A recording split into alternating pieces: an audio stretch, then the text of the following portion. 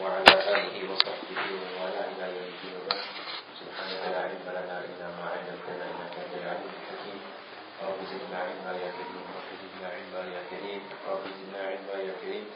رب اشرح لي صدري ويسر لي أمري واحلل عقدة من لساني يفقهوا قولي. On avait dit hier qu'on allait revenir aujourd'hui sur un verset extrêmement important, verset qui concerne tous les musulmans, mais également toutes les musulmanes. Et ce verset concerne un péché dont personne n'est à l'abri. On peut être aussi assidu de nos prières, aussi entraîné pieux, aussi avide d'Allah, avoir autant de connaissances, de notoriété dans la religion, de reconnaissance. Mais c'est un péché tellement facile pour Shaitan, c'est certainement le péché le plus facile que Shaitan, dans lequel Shaitan peut nous induire en erreur. Ce péché concerne le contrôle du regard.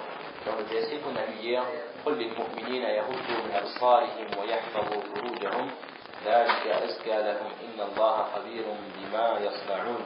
Dans ce verset, Allah Ta'ala ordonne aux musulmans de contrôler leur regard et de regarder uniquement les choses qui les sont permises. Alors, exception est faite pour ce qu'on appelle le regard furtif. Le regard furtif, c'est quoi?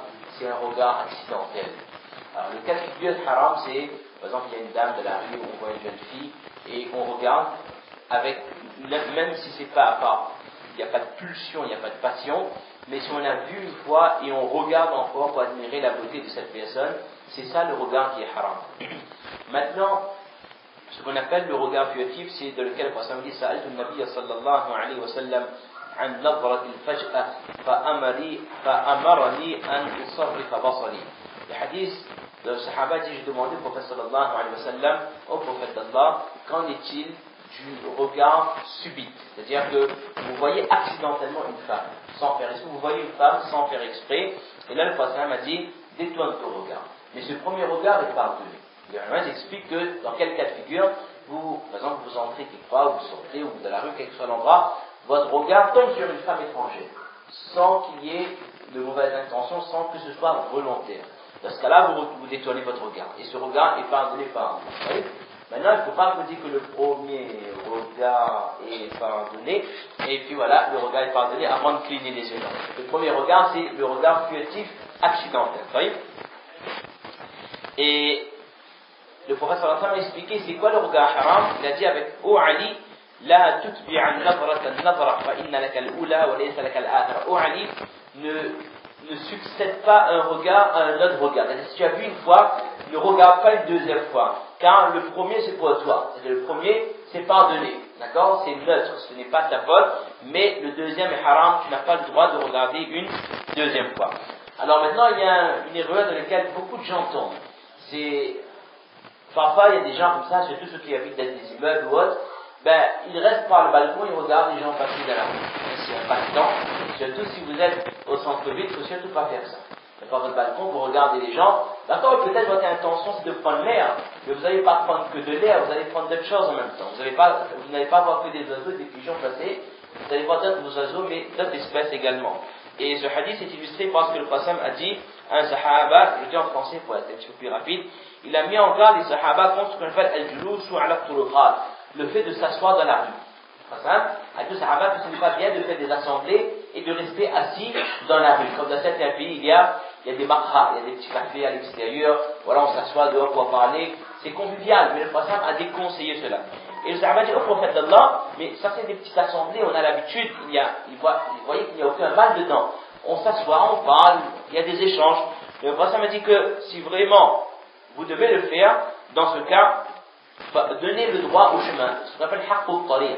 Il a dit respecter le chemin. Ça m'a dit c'est quoi respecter le chemin? Ça m'a dit c'est ghadbul basar, baisser le regard. Vous êtes peut-être assis dans la rue en train de parler, mais contrôlez votre regard. Ne regardez pas autre chose. Wa kaful adha, ne gênez pas les gens.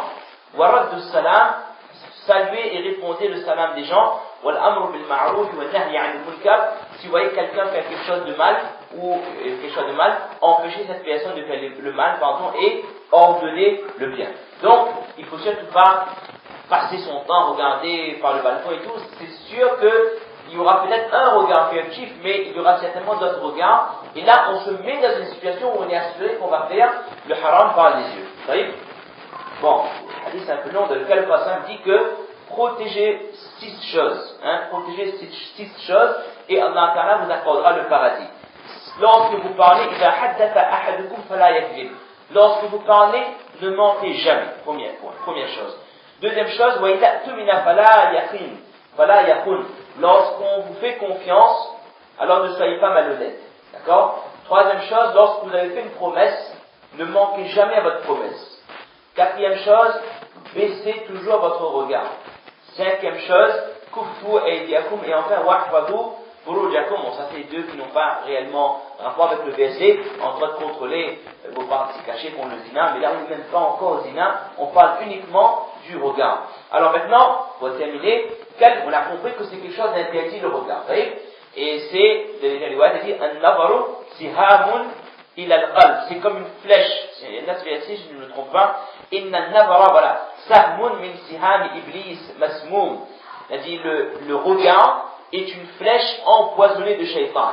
Vous savez, comme on a dit en préambule, le regard c'est le péché le plus facile. Voler, il faut une préparation. Mentir, il faut réfléchir. Quel que soit le péché, le ribat, le bourdin, le manque de respect, il y a besoin d'une préparation. Mais le regard, on peut regarder quelque chose de haram en une fraction de seconde. Il n'y a pas besoin de regarder 10 minutes. En une fraction de seconde, on a vu le haram et personne n'est témoin. Personne ne sait ce que vous avez fait. C'est vraiment entre vous et Allah. Et celui qui peut contrôler ce regard-là pour Allah, on va voir quelle est la récompense. Hadith, il est dit, Man hafidha basarahu, awrakahu Allahu nuran fi basirati. Celui qui contrôle son regard, Allah Ta'ala mettra une lumière dans son regard. Dans une autre riwayat, dans une autre version, Allah Ta'ala mettra une lumière dans son cœur. Et le prophète dit également, Ma min muslimin yanzuru ila mahasin imra'atin ثم يغض بصره إلا أخلف الله له عبادة يجد حلاوتها.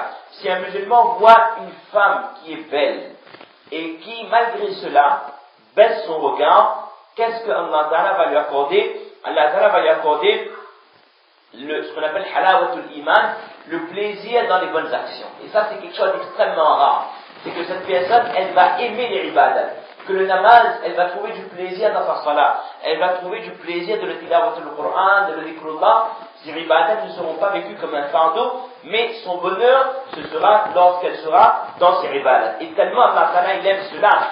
Les hadiths un peu plus général. Man taraka shay'an lillahi awadahu Allahu khayran minhu. Celui qui délaisse quelque chose pour Allah, Allah Ta'ala lui accordera quelque chose de mieux. Et là, dans ce hadith, on dit en français, Allah Ta'ala dit que, comme on a dit tout à l'heure, le regard est une flèche empoisonnée de shaitan. Celui qui le délaisse par peur de moi, c'est Allah qui dit par peur d'Allah, abdaltuhu imanan yajidu halawatahu fi qalbi, je lui accorderai en compensation un degré de iman dans lequel il trouvera le halawa, il trouvera un plaisir. Et le jour de Qiyamah, ça me dit que tous les yeux pleureront le jour de Qiyamah, à l'exception d'un œil qui s'est préservé du haram. Et c'est mis en garde contre le fait de regarder ce qui est haram. Et les récompenses pour le fait de baisser son regard sont valables pour l'homme, mais également pour la femme, quand il y a le même verset juste après, dans lequel Allah Ta'ala dit وَقُلْ لِلْمُؤْمِنَاتِ يَغْضُضْنَ مِنْ أَبْصَارِهِنَّ وَيَحْفَظْنَ فُرُوجَهُنَّ. C'est exactement la même chose, mais concernant les femmes. Alors beaucoup de gens ils croient que c'est uniquement l'homme qui doit baisser le regard. Et la femme, elle a le droit de regarder les hommes. Mais jamais de la vie. Dans tous les ibadats, il y a la même chose requis. Puis certaines personnes croient que, par exemple, si une dame, elle met son voile, elle met son parda, mais derrière son parda, elle peut regarder les hommes. Les hommes n'ont pas le droit de regarder, mais elle a le droit de regarder les hommes. C'est entièrement faux. Vous voyez? On va dire un seul hadith, on va terminer avec ça. Une fois, le prophète était dans l'assemblée, et Ibn Maktoum est entré. Et Ibn Maktoum, c'était quelqu'un d'aveugle. Alors, il y avait des femmes il y avait Maïmouna. Je crois qu'il y avait une sahabienne, si je retrouve son nom, si je ne me trompe pas, Salama et Maïmouna. Alors, lorsque Ibn Maktoum est entré, c'était après l'ordre du hijab. C'était après qu'Allah Ta'ala ait ordonné aux femmes de se couvrir. Alors là, le prophète a dit, ihtajba minhu. Couvrez-vous, voilez-vous, parce que Ibn Maktoum est là. Alors, une des femmes a dit, ô prophète d'Allah, alaysa huwa a'ma, la yubsiruna wa la ya'rifuna, ô prophète d'Allah. Mais Ibn Maktoum, il est aveugle, il ne voit pas, il ne connaît pas. Rasul me dit, أو عمياوان أنتما ألستما تبصرانه. Elle dit, Ibn Maktoum, lui, il est aveugle, mais vous n'êtes pas aveugle, en parlant de ces deux femmes. Vous n'êtes pas aveugle, vous pouvez le voir. Donc, l'ordre de baisser le regard concerne tant l'homme que la femme. Il y avait d'autres versets encore aujourd'hui. Il y avait l'histoire très intéressante de Suleiman alayhi salam. Inch'Allah, on va essayer de raconter cette histoire samedi. Si on a le temps, Inch'Allah, samedi après le Tarawih, on va prendre 15 minutes. L'histoire de Suleiman avec le Hudhud, avec la reine de Saba. C'est une histoire magnifique. Si on a encore un peu de voix, Inch'Allah, samedi, on va raconter cette histoire. On va tawfiq ila billah, que la tête de tawfiq de comprendre ce qu'on a dit, et qu'Allah donne la possibilité à chaque personne de contrôler son regard. Et à chaque fois qu'on est face au haram, on se dit que Allah m'accordera la douceur dans la foi si je contrôle mon regard pour Allah. Et Allah aime quand on lui laisse quelque chose que pour lui. C'est un péché que personne ne nous voit si ce n'est Allah. Et on le laisse pour Allah. Et ça c'est extrêmement apprécié par Allah. Subhanahu wa ta'ala.